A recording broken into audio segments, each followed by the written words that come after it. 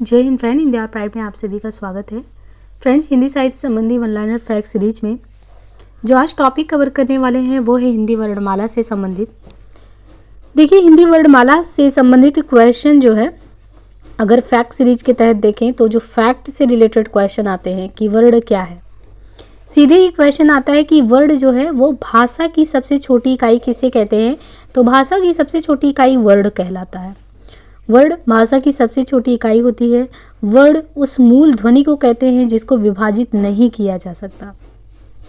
वर्डों को अक्षर जिसका क्षरण ना हो भी कहते हैं। तो वर्ड भाषा की सबसे छोटी इकाई है। वर्ड उस मूल ध्वनि को कहते हैं जिसको विभाजित नहीं कर सकते। वर्डों को अक्षर यानी जिसका क्षरण ना हो वो भी कहते हैं। ध्वनि शब्दों की आधारशिला है जिसके बिना शब्द की कल्पना नहीं की जा सकती। तो ध्वनि क्या है? ये शब्दों की आधारशिला है जिसके बिना शब्द की कल्पना नहीं की जा सकती।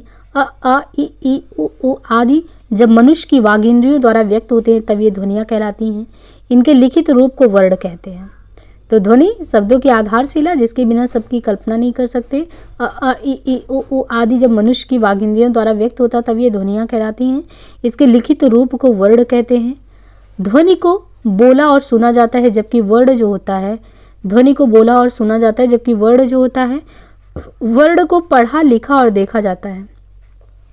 भाषा की सार्थक इकाई वाक्य होती है। वाक्य से छोटी इकाई उपवाक्य, उपवाक्य से छोटी इकाई पद या शब्द, पद से छोटी इकाई अक्षर, अक्षर से छोटी इकाई वर्ड। जैसे पानी शब्द में 2 अक्षर है पा और नी और 4 वर्ड मिलके बना है पा प्लस आ प्लस ना प्लस ई।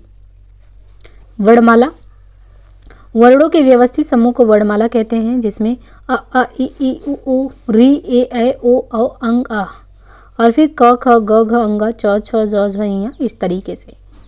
हिंदी भाषा में प्रयुक्त होने वाली वर्णों की कुल मिला के संख्या कितनी है? तो कुल मिला के 52 है। वर्णों का क्रमबद्ध समूह वर्णमाला कहलाता है। हिंदी की लिपि देवनागरी लिपि है। देवनागरी लिपि में कुल कितने वर्ण होते हैं? तो देवनागरी लिपि में कुल 52 वर्ण होते हैं। देवनागरी लिपि में कुल 52 वर्ण है। इनका विवरण दिया है।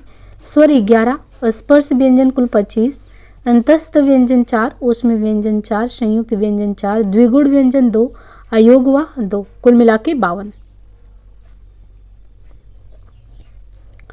तो वर्ण जो है स्वर वर्ण और व्यंजन वर्ण। स्वर वर्ण वे वर्ण जिनका उच्चारण बिना अवरोध के हो, स्वर कहलाते हैं।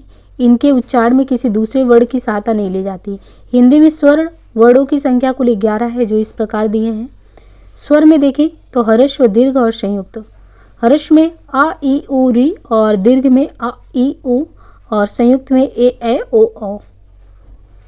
स्वर वर्गों के वर्गीकरण का जो आधार है वो मात्रा या उच्चारण के आधार पे आप कर सकते हैं, जीभ के प्रयोग के आधार पे, मुख द्वार के खुलने के आधार पे, ओठों की स्थिति के आधार पे, नाक व मुंह से वायु के निकलने के आधार पे, घोषत्व के आधार पे। देखिए, मात्रा जो है व्यंजनों के अनेक प्रकार के उच्चारणों को स्पष्ट करने की, जब उनके साथ स्वर का योग हो तब स्वर का वास्तविक रूप जिस रूप में बदलता है उसे मात्रा कहते हैं। मात्रा की कुल संख्या 10 होता है। स्वर अ ई उ आ ई उ री ए ऐ ओ औ और इस तरीके से मात्राएं यहाँ क्रमशः दी गई हैं।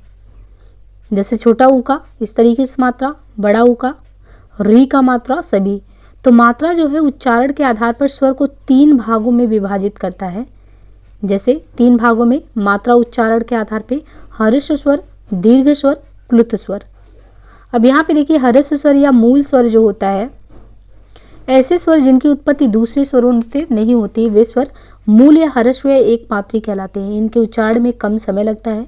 जैसे अ ई उ री, तो ये है ह्रस्व या मूल स्वर में अ ई उ री। ऐसे स्वर जिनकी उत्पत्ति दूसरे स्वरों से नहीं होती वे स्वर मूल या ह्रस्व या एक मात्री कहलाते हैं। इनके उच्चारण में भी कम समय लगता है।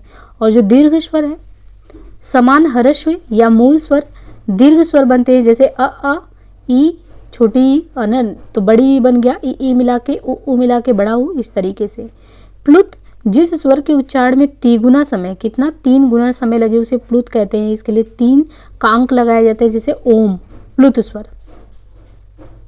जीभ के प्रयोग के आधार पर स्वर वर्णों को 3 वर्गों में क्लासिफाई किया गया है। जीभ के आधार पे अग्र स्वर में ई ए ऐ होता है, मध्य में आ होता है, पश्च में अ, और ये पूछा जाता है कि अग्र स्वर में कौन से आते हैं, मध्य में, तो जैसे मध्य स्वर में अ आता है, अग्र में ई ए आता है, पश्च में बड़ा आ उ ओ अ। अब देखिए यहाँ क्रमशः आप देखिए अग्र में ई ए, मध्य में सिर्फ अ, पश्च में अ उ ओ अ। मुख द्वार खोलने के आधार पर स्वर वर्ण को 3 भागों में क्लासिफाई किया गया है। मुख द्वार के खुलने पर जैसे विवृत स्वर, अर्धविवृत स्वर, संवृत स्वर, अर्धसंवृत स्वर। तो मुख द्वार के खुलने के आधार पर कुल कितने 3 भागों में बांटा है, विवृत, अर्धविवृत, संवृत, अर्धसंवृत।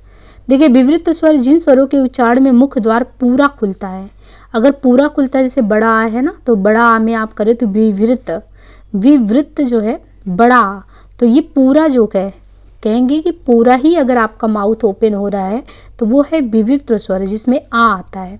अर्धविवृत मीन्स कि जिसमें आपका मुख द्वार पूरा नहीं खुलता, आधा खुलता। अर्धविवृत खुला तो है लेकिन आधा, अ ए ओ है ना, तो ए तरीके से अ ए ओ। इनके अलावा समृद्ध स्वर कौन सा होता है, समृद्ध को इसी तरीके से मुख द्वार लगभग बंद रहता है, ई उ में मुख द्वार लगभग बंद रहता है। और जो अर्ध समृद्ध है उसमें जिन स्वरों के उच्चारण में मुख द्वार आधा बंद रहता है, आधा समृद्ध स्वर कहलाता है, तो ये अर्ध में ए ओ आता है। तो इस तरीके से विवृत, अर्धविवृत, समृद्ध, अर्ध समृद्ध स्वर हो गया। ओठ की स्थिति के आधार पर जब स्वर वर्गों को विभाजित करते हैं तो 2 भागों में जो बांटा गया है, ओठ की स्थिति के आधार पर स्वर वर्णों को 2 भागों में जो विभाजित किया गया उसमें है वृत्ताकार, आवृत्ताकार। तो ओठ के आधार पर स्वरों के भेद वृत्ताकार, आवृत्ताकार। वृत्ताकार में जिन स्वरों के उच्चारण में ओष्ठ वृत्ताकार में हो जाते हैं वे स्वर वृत्ताकार कहलाते हैं, जिसमें उ ओ आ। और आवृत्ताकार जिन स्वरों के उच्चारण में ओठ वृत्ताकार ना होकर फैले से रहते हैं वे स्वर आवृत्ताकार कहलाते हैं, जैसे अ ई ए। नाक व मुंह से वायु के निकलने के आधार पर स्वर वर्गों को 2 भागों में बांटा गया है। नाक व मुंह से वायु निकलने के आधार पर स्वर के भेद मौखिक स्वर, अनुनासिक स्वर। देखिए मौखिक स्वर निम्नुनासिक, जिसे जिन स्वरों के उच्चारण में वायु केवल मुंह से निकलती है वे स्वर मौखिक स्वर या निम्नुनासिक स्वर कहलाते हैं, जैसे अ ई। अनुनासिक स्वर जिन स्वरों के उच्चारण में वायु मुंह के साथ नाक से भी बाहर आती है वे स्वर अनुनासिक कहलाते हैं, जैसे अ। और अनुनासिक स्वर निम्नुनासिक स्वरों के स्थान पर आकर शब्दों का अर्थ परिवर्तन कर देते हैं। वे वर्ण व्यंजन में देखें तो वे वर्ण जिनका उच्चारण स्वरों की सहायता से होता है व्यंजन वर्ण कहलाते हैं। प्रत्येक व्यंजन के उच्चारण में आ की ध्वनि छिपी रहती है, आ के बिना व्यंजन का उच्चारण संभव नहीं है, जैसे क प्लस अ यानी क, ख प्लस अ ख। हिंदी में व्यंजनों की कुल संख्या कितनी है, तो हिंदी में कुल व्यंजनों की संख्या 33 है। स्पर्श व्यंजन में का वर्ग, चा वर्ग, टा वर्ग, ता वर्ग, पा वर्ग आता है और कुल मिलाकर स्पर्श व्यंजनों की संख्या कुल 25 है। अंतस्थ य र ल व 4, उसमें व्यंजन स स ह और कुल मिला के हो गए कितने 25, 4 4 ये कुल 33 हो गए। विशेष देखिए तो द्विगुण के अन्य नाम गौड़ व्यंजन है, द्विगुण जो है उनके अन्य नाम गौड़ व्यंजन है, उत्क्षिप्त व्यंजन है, नामित व्यंजन है। तो द्विगुण के अन्य नाम में गौड़, उत्क्षिप्त, नामित। ढ ड़ द्विगुण व्यंजन है और छा जो है ये कैसे बना है, तो छा क प्लस सा से बना है। त्र जो है त्र प्लस रा से, ज्ञान जा प्लस यहाँ से स र प्लस संयुक्त 4। तो व्यंजनों के कुल कितने प्रकार है, तो व्यंजनों के कुल 3 प्रकार हैं। व्यंजन वर्णों का वर्गीकरण स्पर्श व्यंजन, अंतस्थ व्यंजन, ऊष्म या संघर्षी व्यंजन। स्पर्श व्यंजन में देखें तो ऐसे वर्ण जो उच्चारण करते समय कंठ, तालु, मूर्धा, दंत तथा ओष्ठ स्थानों से स्पर्श होते हैं स्पर्श व्यंजन कहलाते हैं। स्पर्श व्यंजन को वर्गीय व्यंजन भी कहा जाता है। जैसे यहाँ पे स्पर्श व्यंजन में का वर्ग देखें तो क ख ग घ अंग कुल 5 वर्ण है। चा वर्ग में भी इसी तरह, टा वर्ग में, ता वर्ग में, पा वर्ग में कुल मिला के 25। अंतस्थ व्यंजन वर्ण ऐसे वर्ण जो जीव, तालु, दांत, ओष्ठ के परस्पर स्पर्श से उच्चारण किए जाए अंतस्थ व्यंजन कहलाते हैं। अंतस्थ में य र ल व 4 होते हैं। या और व को अर्धस्वर भी कहते हैं। उसमें व्यंजन ऐसे वर्ण जो किसी स्थान पर घर्षण करते हुए उच्चारित हो उसमें व्यंजन कहलाते हैं। उसमें व्यंजन को संघर्षी भी कहते हैं। उसमें व्यंजन में स स ह सा हा 4 होते हैं। घोषत्व के आधार पर व्यंजनों को 2 भागों में क्लासीफाई किया गया है। घोषत्व के आधार पर व्यंजन वर्गों का वर्गीकरण देखें तो अघोष और सघोष में। अघोष ऐसे वर्ण जिनके उच्चारण में स्वर तंत्रियां झंकृत ना हो अघोष कहलाते हैं। देखिए अघोष और घोष, तो अघोष ऐसे हैं कि जिनमें स्वर तंत्रियां जो है वो झंकृत ना हो तो अघोष है। प्रत्येक वर्ग का आघोष में कौन से आएंगे? प्रत्येक वर्ग का पहला, दूसरा, जो पहला और दूसरा है आघोष जिसमें स्वर तंत्रियां झंकृत नहीं हो रही हैं, तथा इसमें तीनों सा आएंगे। इसमें तालबी सा, मूर्धन सा, दंत सा, ये अघोष में आते हैं। तो पहला और दूसरा प्लस तीनों सा जिनमें स्वर तंत्रियां झंकृत ना हो, अघोष। और घोष या सघोष दोनों ही जो शब्द हैं, घोष में क्या होगा कि जब आपका बोलने पे जोर लगेगा, बल लगेगा, बल का प्रयोग होगा, तो जिसमें तीसरा है, चौथा है और पांचवा है। और इनमें य, र, लावा व अंतस्थ और हा भी, अंतस्थ य, र, लावा और हा घोष ये भी आएगा। तो सघोष में कुल मिला के ऐसे वर्ण जिनमें तीसरा, चौथा, पांचवा सभी स्वर और अंतस्थ य, र, लावा और हा भी इतना आएगा। तो ये सघोष को बिल्कुल ध्यान में रखना आपको कि तीसरे वर्ड भी सभी आएंगे, सभी स्वर जितने अ, इ, उ, ए, ओ, औ, ये हो गए 10 के 10 और प्लस य, र, लावा यानी अंतस्थ प्लस हा, ये सभी घोष या सघोष में आएंगे। इनसे क्वेश्चन बहुत आते हैं वर्णमाला से। अब देखिए प्राणत्व के आधार पर व्यंजनों को क्लासीफाई करें तो प्राणत्व के आधार पर जो व्यंजन है उनको अल्प प्राण और महाप्राण में डिवाइड करते हैं। अल्प प्राण यानी जो बोलने में आपके जो है प्राण कम निकले, बल कम लगे, तो ऐसे वर्ड जिनके उच्चारण में श्वास पुरों से अल्प मात्रा में निकले और हकार की ध्वनि ना हो, अल्प प्राण कहलाता है। प्रत्येक वर्ग का पहला, तीसरा और पांचवा। और अंतस्थ जो है, अंतस्थ ये भी इसी में आएगा। तो कौन सा? पहला, तीसरा और पांचवा और अंतस्थ। अल्प प्राण में क, ख, ग, अंग, च, य, ट, ठ, ढ, त, थ, ध, न, प, फ, म और अंतस्थ। और महाप्राण में ऐसे वर्ड जिनके उच्चारण में श्वास ज़्यादा मात्रा में निकले और हकार की ध्वनि उत्पन्न हो, महाप्राण कहलाता। प्रत्येक वर्ग का दूसरा, चौथा, समस्त ऊष्मा महाप्राण। अब यहाँ पे देखिए जो वर्णमाला है, वर्णमाला से संबंधित यहाँ पे चार्ट दिया गया है कि कंठ, तालु, मूर्धा, दंत, ओष्ठ। अब इसके अलावा आपको यहाँ पे स्पर्श यानी अघोष में क्या क्या आएगा उसका चार्ट बना के दिया है। अघोष में अगर आप देखो तो स्पर्श व्यंजन के तहत अल्प प्राण और महाप्राण में कौन सा है, फिर महाप्राण को डिवाइड किया है, उसमें में महाप्राण सिर्फ हा है। और वर्णमाला में इसी तरीके से और भी अघोष। तो ऊपर जितने हमने बांटे हैं उसी वर्णमाला को इसने चार्ट के थ्रू यहाँ पे डिवाइड कर दिया है। और वर्णों का स्थान बताया कि जैसे नासिका से हम क्या बोलते हैं, तो जब भी ध्वनि आप निकालें तो उसमें यहाँ अंगा है ना, औंग, ड़, म, ये नासिका से, और न, स, र, ला, तो ये दंत मूल या वर्ष से कभी भी उच्चारण स्थान पे ये उच्चारण स्थान पूछे कि न का, स का, र का, ल का, इन सब का क्या होगा, तो वर्ष से दंत मूल होगा। त वर्ग प्लस सा ये दंत दांत का है, वा दंतोष्ठ का है। और ओष्ठ का यहाँ पे उ प वर्ग है, तो उ भी पा वर्ग भी है। और ओ औ आंग ये कंठोष्ठ, कंठ प्लस ओष्ठ का है।